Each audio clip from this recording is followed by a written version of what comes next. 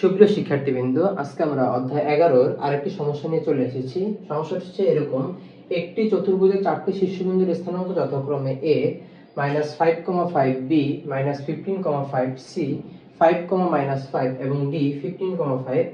a b c d চতুর্ভুজের যে অংশ প্রথম চতুর্ভাগে অবস্থিত তার ক্ষেত্রফল নির্ণয় করো। তো এটা জানার আগে আমাদের বুঝতে হবে যে কোন চতুর্ভাগে কোন বিন্দুগুলো বসে। তো তোমার যদি বিন্দু দেওয়া থাকে দুইটাই x এর মান এবং y এর মান দুটো যদি পজিটিভ দেওয়া থাকে, অর্থাৎ ভুজ এবং কোটির মান যদি পজিটিভ দেওয়া থাকে, সেটা হচ্ছে তোমার প্রথম চতুর্ভাগে x এর মানও পজিটিভ, y এর মানও পজিটিভ। এই জন্য d বিন্দুটা আমরা প্রথম চতুর্ভাগে বসিয়েছি। এর পরবর্তীতে যদি প্রথমটা পজিটিভ এবং সেকেন্ডটা যদি নেগেটিভ থাকে, তার মানে হচ্ছে x এর মান পজিটিভ এবং y এর মান যদি নেগেটিভ থাকে, তখন সেটা চতুর্থ চতুর্ভাগে বসবে। এই জন্য আমরা c এর মান চতুর্থ চতুর্ভাগে বসিয়েছি। x এবং y এর উভয় মানে যদি আমাদের মাইনাস থাকে, তখন সেটা হবে তোমার তৃতীয় চতুর্ভাগে। এই জন্য b এর মানটা দেখো, x এর মানও মাইনাস, y এর মানও মাইনাস, এই জন্য আমরা b টা তৃতীয় চতুর্ভাগে বসিয়েছি। এবং প্রথমটা যদি x এর মান যদি মাইনাস এবং y এর মান যদি প্লাস হয়, x এর মান যদি মাইনাস এবং y এর মান যদি প্লাস হয়, তখন সেটা দ্বিতীয় চতুর্ভাগে বসবে। এই জন্য আমরা এই বিন্দুকে আমরা দ্বিতীয় চতুর্ভাগে বসিয়েছি। তো বিন্দুগুলো চতুর্ভাগের মধ্যে বসানোর ফলে এবার আমরা দেখলাম যে আমাদেরকে আসলে এইটুকুর ক্ষেত্রফল নির্ণয় করতে হবে, কারণ প্রশ্নের মধ্যে বলা আছে প্রথম চতুর্ভাগ মানে হচ্ছে এইটা ফার্স্ট কোয়াড্রেন্ট, এটার মধ্যে যতটুকু ক্ষেত্রফল আছে, তো এটার মধ্যে ক্ষেত্রফল আছে তোমার হচ্ছে এইটুকু।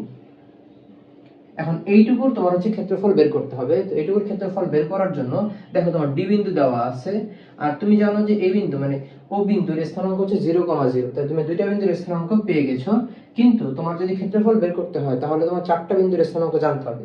দ্যাট মিন্স আমাদের এম বিন্দু এবং এন বিন্দু, এই দুইটা বিন্দুর স্থানাঙ্ক আমাদের জানতে হবে। তো এন বিন্দু বের করার জন্য প্রথমে যদি আমরা ডি এবং সি বিন্দুর সরলরেখা সমীকরণ নির্ণয় করি, তাহলে সি এবং ডি বিন্দুগামী সরলরেখা সমীকরণ বের করার সূত্রটা ছিল এরকম: x - x1 / x1 - x2 = y - y1 / y1 - y2। তো এই সূত্র আলোকে ফালালে আমরা x - 5 লিখতে পারি, 5 - 15 y + 5 - 5 - 5। তো এখন এখানে -5 - 5 করলে আসে -10, -10 দিয়ে এর গুণ করলে আসে -10x, -10 দিয়ে এর গুণ করলে আসে +50, এবং হচ্ছে এখানে থাকে তোমাদের হচ্ছে -10 দিয়ে এর গুণ করলে থাকে -10y, এবং -10 দিয়ে এর গুণ করলে থাকে -50। তো এই দুটাকে যখন আমি এক পাশে নিয়ে আসবো, তো -10x এর মতো রেখে দিছি, এইটাকে যখন সমান এই পাশে নিয়ে আসবো, তখন এটা +10y হয়ে যাবে, এবং -50 কে যখন এই পাশে নিয়ে আসবো, তখন সেটা +50। তো 50 + 50 মানে আমাদের 100। এটাকে আমরা ছোট করার জন্য -10 দ্বারা ভাগ করছি। তো -10 দ্বারা ভাগ করলে এখানে -10 দিয়ে যদি আমি ভাগ করি,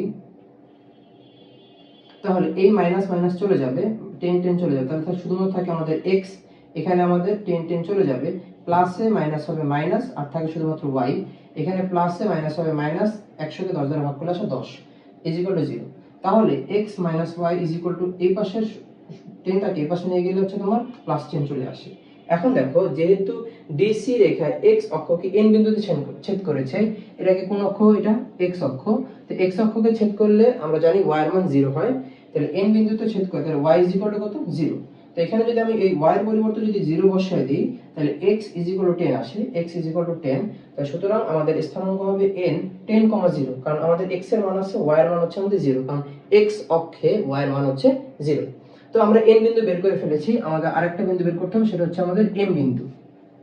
তো m বিন্দুর মধ্যে কোন কোন বিন্দু আছে? আমাদের a বিন্দু আছে আর d বিন্দু আছে। এজন্য আমরা a এবং d বিন্দুগামী সরলরেখার সমীকরণ, তো একই ভাবে এই সূত্রের আলোকে আমরা ফলাবো x - x1 / x1 - x2 = y - y1 / y1 - y2।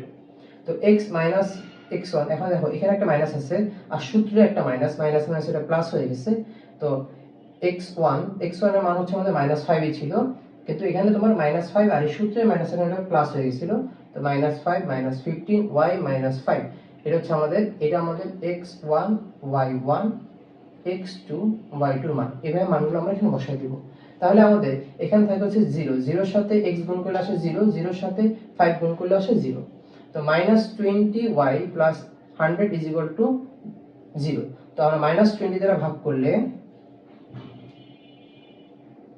-20 দিয়ে উভয় পক্ষ যদি আমরা ভাগ করি তাহলে আমাদের আসে মাইনাস মাইনাসে প্লাস হয়ে যাবে, আর 20 দিয়ে কাটাকাটি গেলে শুধুমাত্র y থাকে, প্লাসে মাইনাসে হবে আমাদের মাইনাস, 100 কে 20 দ্বারা ভাগ করলে আসে 5, তাহলে y = 5। যেহেতু এডি রেখা y অক্ষকে m বিন্দুতে ছেদ করে, যেহেতু y অক্ষকে ছেদ করে, এটা হচ্ছে আমাদের y অক্ষ, তাই y অক্ষকে ছেদ করলে x এর মান হচ্ছে 0, সুতরাং x = 0। তাহলে এখানে যেহেতু আমাদের x এর মান নাই আর 0 মানটা বসানো দরকার নেই, বাট এখানে কিন্তু আমার y এর মানটা আমাদের বসানো দরকার ছিল, কারণ ইকুয়েশনের মধ্যে y ছিল, বাট এখানে ইকুয়েশনের মধ্যে কোনো x নাই, তাহলে x = যে 0 মানটা এটা বসানোর কোনো দরকার নেই, সুতরাং m বিন্দুর স্থানাঙ্ক 0,5। এবার আসুন চতুর্ভুজ ও এন ডি এম এর ক্ষেত্রফল, এটাকে তুমি চাইলে এম ও এন ডি আকারে লিখতে পারতা।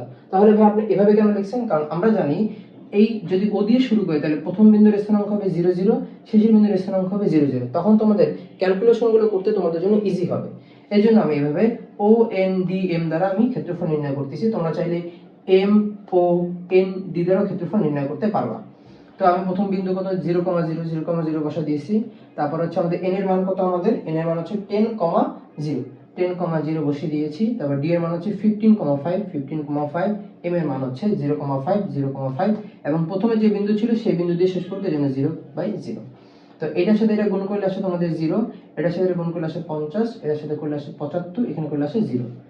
তো এখানে 50 + 75 লিখেছি, এভাবে করলে আসে 0, এটাও করলে 0, এটাও করলে 0, এটাও করলে 0, এই জন্য এখানে শুধুমাত্র 0 লিখেছি। তো 50 আর 75 যোগ করলে আসে 125, 125 কে 2 দ্বারা ভাগ করলে 62.5 বর্গের। তো এটাই হচ্ছে আমাদের এই সমস্যাটার সমাধান।